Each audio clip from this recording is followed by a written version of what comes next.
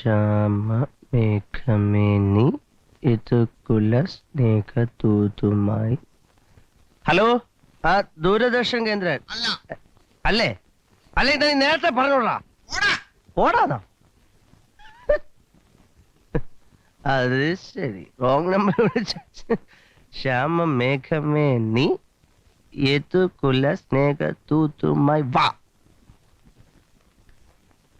Hello, Doordarshan കേന്ദ്രല്ലേ? അതെ, എനിക്ക് ഒരു ഉപകാരം ചെയ്യണം. ഇന്ന് വൈകിട്ട് 8 മണിക്ക് TV-യിൽ ഒരു പെൺകുട്ടി ഒരു പാട്ട് പാടിയില്ലേ?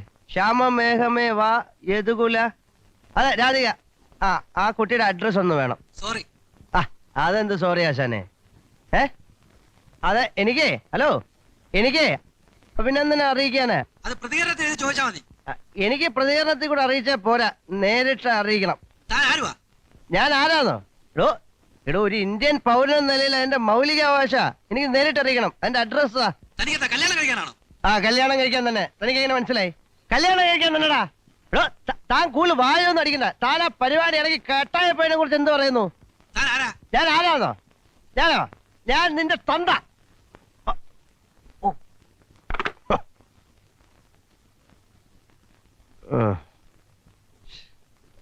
വളരെ മോശമായിപ്പോയി.